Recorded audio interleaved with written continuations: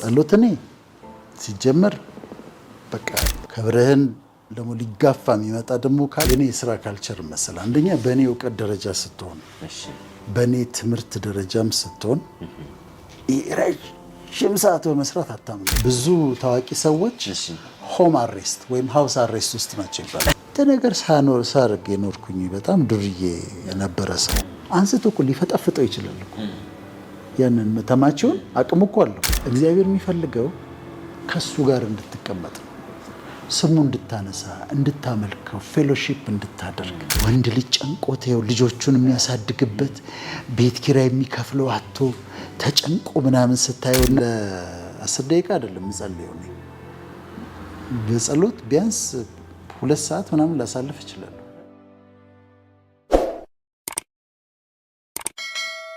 እኔ የስራ ካልቸር መሰለ አንደኛ በእኔ እውቀት ደረጃ ስትሆን በእኔ ትምህርት ደረጃም ስትሆን ረጅም ሰዓት በመስራት አታምኑ። ትንሽ ኤፈርት ሃይ ፕሮዳክቲቪቲ በሱ ነው የምታምነው። with little effort high productivity ነው። ለምሳሌ ያው ካውንስሊንግ ሰራለሁ አልኩ አይደል? ካውንስሊንግ ስሰራ ካውንስሊንግ የሚፈልገው በጣም ብዙ ህዝብ ነው፣ በጣም ብዙ ህዝብ ነው። እኔ ግን ሰዎቹን መርጣቸው መርጬ በቀጠሮ ነው የማገኛቸው። መርጬ በቀጠሮ የማገኛቸው ሰዎች በሌሎች ሰዎች ላይ ተጽዕኖ የሚያሳድሩ ሰዎች ናቸው። መርጬ ስለምሰራ ራሴን በጣም ቢዚ አላደርግም። ሲምፕሊሲቲ ይሄ ነው። የሆነ ክላስ ምናምን ትልቅ ነኝ እዛ ጋ አልገባም እዛ ጋ ልገኝ አልችልም አትልም። እኔ መንገድ ላይ እዚህ ጋር ወክስ አረግ ታገኘኛለህ። ብዙ ታዋቂ ሰዎች ሆም አሬስት ወይም ሃውስ አሬስት ውስጥ ናቸው ይባላል። ምስለኞች ናቸው። ለምንድን ነው? አንደኛ የሆነ ነገር ካለበሱ መውጣት የለባቸው። ሁለተኛ ሲወጡ ህዝቡ ያውቀኛል ብለው ስለሚል በጣም ይጨናነቃሉ። ወይም ደግሞ የሆነ ደረጃዬን የማይጠብቅ ቦታ እንደዚህ ውድ ካልሆነ እንደካ ብለው ይጨነቃሉ። ከዛ መውጣት ያቆማሉ። ከዛ ምን ይሆናሉ? ሆም አሬስት ሃውስ አሬስት ይሆናሉ። ከቤት ወጡ። ግን አንተን እኔ አንሰውታ ማንም አያውቀኝም ብዬ ነው የምወጣው። እዛ ሰፈሬ ስደርስ መኪና ቆሜ እንትን አድርገህ እስኪ 1 ኪሎ ሽንኩርት ቲማቲም ወላል ወይስ 1 ኪሎ ሽንኩርት 1 ኪሎ ቲማቲም ለምን ብለህ ትጨነቃለህ? ሲምፕሊሲቲ ይሄ ነው። ህይወትን ሲምፕል አድርገው። ብዙ አትጣደፍ። እንደውም ሰይጣን ከሚጠቀምባቸው ነገሮች አንዱ ሄስት ነው ይባላል። ጥድፊያ። ረጋ በል ቴክ ኢት ኢዚ። ትራንኩሊቲ አሁን ትራንኩላይዘርስ የሚባሉ መድኃኒቶች አሉ የሚያረጋጉ እና አሁን እሱን ትረጋጋለህ። ረጋ ብለህ አስበህ ጸልየህ ሜዲቴት አድርገህ ምናምን ተረጋግተህ አድርገው። የትም አይሄድብህም። ያውን ትራንኩሊቲ ይባላል። ከዛ ሂዩሚሊቲ አለ። ሂዩሚሊቲ ትህትና ነው። ራስን ዝቅ ማድረግ። ግዛቸው ከኔ ይሻላል ብሎ ማሰብ ነው። ራስን ባልንጀራህን ካንተ የተሻለ አድርገህ በማሰብ ሂዩሚሊቲ ነው። ግን አራተኛዋ ትመጣለች፣ ዲግኒቲ ነች። ዲግኒቲ ክብርህን ደግሞ ትጠብቃለህ። ክብርህን ደግሞ ሊጋፋ የሚመጣ ደግሞ ካለ አትችልም ብለህ መስመር ታሰምር። አይቻልም ትለዋለህ። ፒዩሪቲ ምንም ነገር አይገኝብህ። የተደበቀ የተሸሸገ ነውር የሆነ ነገር ሰዎች መጥተው ስልክን ቢፈትሹት፣ ስልክን ቢያዳምጡት፣ አካውንትን ቢፈትሹ፣ ቢሮህን ቢፈትሹ ምንም ነገር እንደማይገኝብህ እርግጠኛ ሁን። ፒዩሪቲ። ከዛ ሲንሲሪቲ እውነተኛነት ነው። ጀነሮሲቲ ደግነት ነው። በደግነት ትመላለሳለህ። ኢንቴግሪቲ በቃ በመርህ መኖር ነው። ከዛ መንፈሳዊነት ደግሞ አለና እነዚህን እኔ የምኖራቸውን የህይወት መርሆች ለሰዎች ማጋባት ደስ ይለኛል።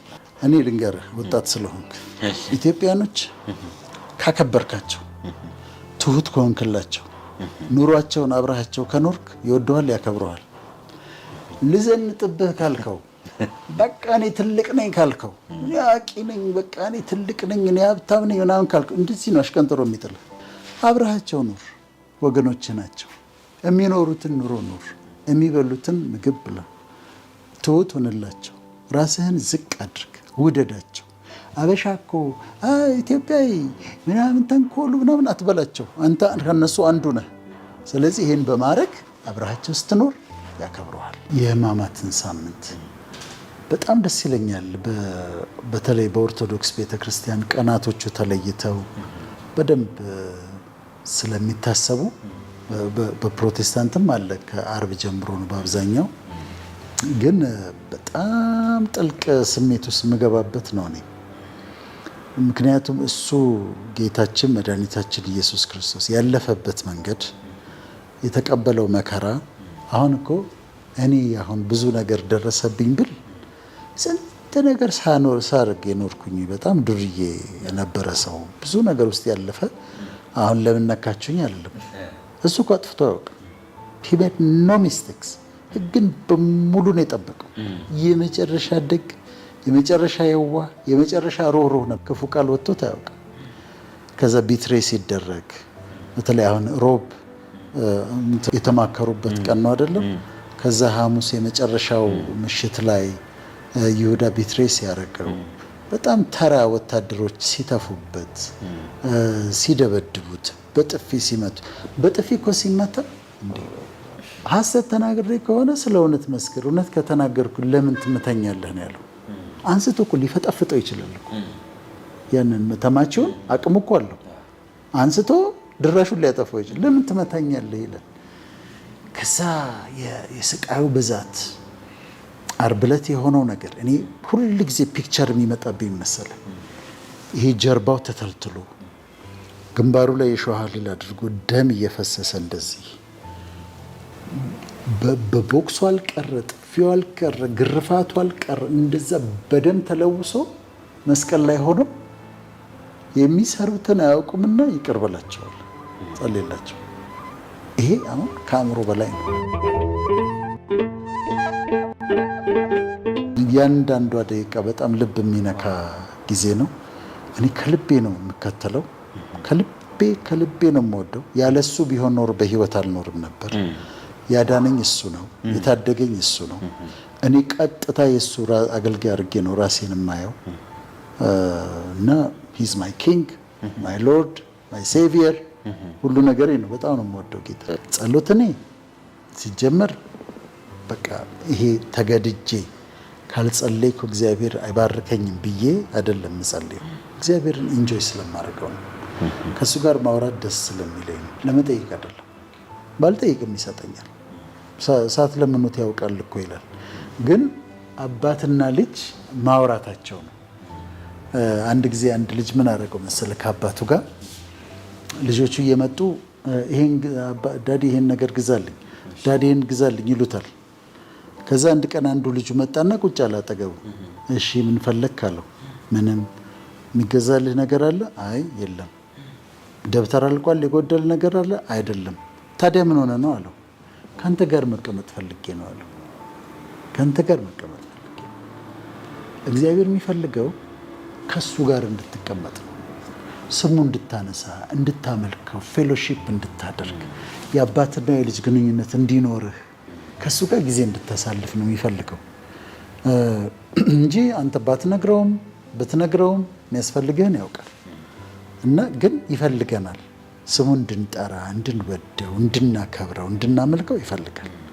ጸሎቱን በተመለከተ ግን የንስሐ ጸሎት አለ፣ ኢንተርሴሽን የሚባለው በሁሉም እምነቶች።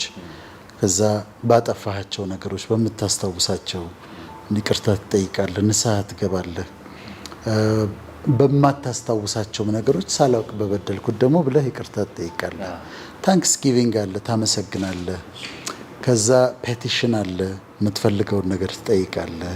ከዛ ኢንተርሴሽን አለ፣ ለሌሎች ደግሞ ትጠይቃለህ። አራቱ የጸሎት ሜጀር ኮምፖነንቶች እነዚህ ናቸው።